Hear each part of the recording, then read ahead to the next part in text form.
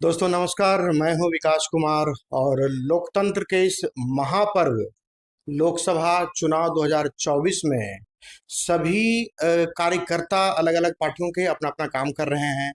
हमारे जैसे कुछ मीडिया लोग हैं जो कि जनता से उनके सवाल जानने का प्रयास कर रहे हैं, उनका मंतव्य ले रहे हैं कि उनको कैसी सरकार चाहिए, क्या उनकी आवश्यकताएं हैं, क्या ज़रूरत है, वो क्या देखकर वोटिंग करेंगे। ये सारी चीज़ें हम जानने का प्रयास कर रहे हैं और इसी प्रयास में आज हमारी मुलाकात हो रही है सतीश कुमार जी से उर्फ मंटन सिंह जी से, जो कि वारसिलीगंज विधानसभा क्षेत्र से कांग्रेस पार्टी के टिकट पे प्रत्याशी भी विधायक का रह चुके हैं, एमएलए प्रत्याशी रह चुके हैं। चलिए, तो आप अभी मैं क्या दिख रहा था कि अभी हम लोग बात करेंगे लोकसभा का जो चुनाव ये जो चल रहा है। तो बिहार में एक चीज देखा गया कि जो वोटिंग हुई है और साल की तुलना में जैसे इससे पहले जो चुनाव हुए हैं काफी कम वोटिंग हुई है। इसका क्या कारण है? आप तो सक्रिय रहे हैं, बराबर मैदान में रहे हैं, इसका क्या कारण आपको देखने के लिए लगता है? देखिए, 10 साल के जो अम, इनका सरकार था, उसके कुव्यवस्था का जो परिणाम निकला, जनता ने इस पे कोई ध्यान नहीं दिया।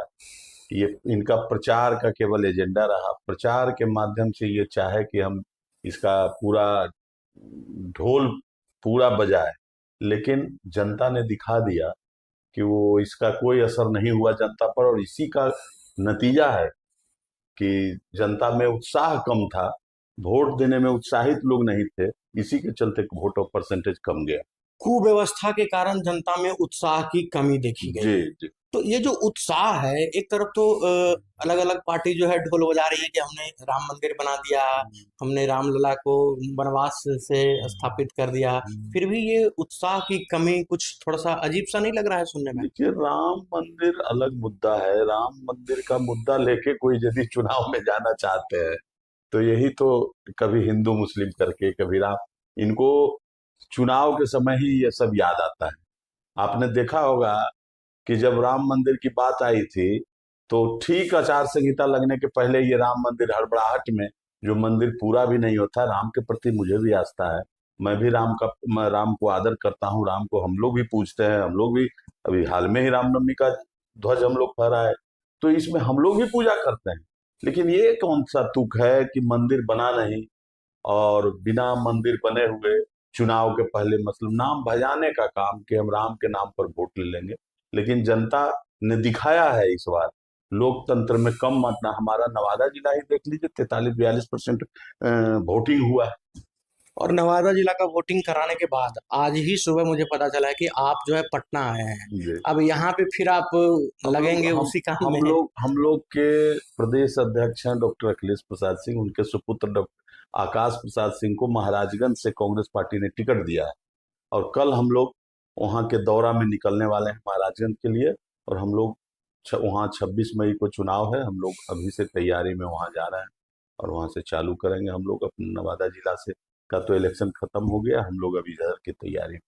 ठीक है। नहीं वैसा तो ही। अभी जो यहाँ जो चुनाव जैसे 1 जून को हम्म। शायद यहाँ पे चुनाव रखा गया है, हम्म। तो यहाँ के लोगों को, चूंकि पटना एक लोकल डिस्ट्रिक्ट होना और पटना राजधानी होना, दोनों में काफी फर्क पड़ जाता है। तो वहाँ के लोगों को अगर हम सड़क और पानी की व्यवस्था और कुव्यवस्था के बारे में बताते हैं तो वो समझते हैं कि हाँ, हमारे पास ये व्यवस्था की कमी है। हम्म। लेकिन पटना कंपैरेटिवली अगर देखें तो उससे ऊपर है, काफी हम्म। ऊपर है। तो यहाँ की जो जनता है उसको क्या कन्विंस किया जाएगा कि इस मुद्दे पे आपको वोट करना है? क्योंकि जनता को कन्विंस करना कहीं ना कहीं एक नेता का काम होता है। हम्म। और ये लोकतंत्र के महापर्व में धर्म भी कह सकते हैं इसको। देखिए, यहाँ से जो एमपी रहे हैं रविशंकर जी, वो 5 बरस में फिर वोट मांगने आएंगे, इसके पहले नजर कहीं नहीं आ रहे थे। जो हमें जो मालूम होता है, हम लोग भी यहाँ आते जाते रहते हैं, और उनका बहुत विरोध था उनके। मैं वहां भी बोला था, नवादा में भी, कि पार्टी के लोग ही, बहुत लोग, भीतरघात का सामना करना पड़ेगा यहाँ के उम्मीदवार को। हमने देखा है, और बहुत विद्रोह है। अब अंत होते होते क्या होगा नहीं होगा नहीं बता सकते हैं, लेकिन अभी केवल इसी इसी मुद्दे पे, कि बीच में एक पोस्टर भी निकला था कि रविशंकर प्रसाद यहाँ से गायब।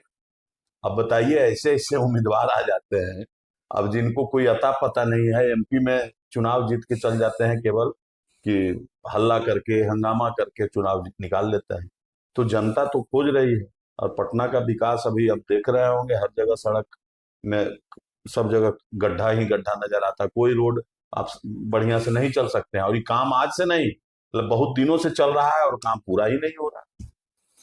ये बात बिल्कुल सही है कि सड़कों का काम चलते ही जा रहा है, कभी हम्म, खत्म ही नहीं हो रहा है। हम्म, और हम जनता से भी यही उम्मीद करते हैं कि आप भी कहीं ना कहीं विकास के मुद्दे पर ही वोट करें, क्योंकि पटना के लिए खास करके इंफ्रास्ट्रक्चर जो है, और स्पेशली रोड इंफ्रास्ट्रक्चर जो हम लोग देखते हैं, हम लोगों के पास शिकायतें आती है कि कोई भी महिलाएं, हमारी माताएं हो, बहनें हो, मेकअप उनका उनके गंतव्य स्थान तक बिना धूल मिट्टी के नहीं पहुंच पाता है।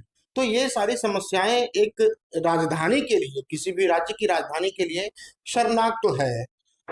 आज सुबह से ही हम सब जनता के मत ले रहे हैं, और अलग अलग मुद्दों पे अलग अलग जनता अपनी राय दे रही है, अपना मंतव्य दे रही है। कोई विकास, कोई स्वास्थ्य, कोई शिक्षा का मुद्दा उठा रहा है। सुनकर बहुत अच्छा लग रहा है कि लोग विकास के मुद्दे को आगे बढ़ा रहे हैं। सर, हम आपसे फिर मिलेंगे, फिर आपसे हम बात करेंगे। आज की बात को यहीं पे रोकते हैं। हम्म। आप देखते रहिए, कंटिन्यू अपनी निगाहें जमाए रखिए।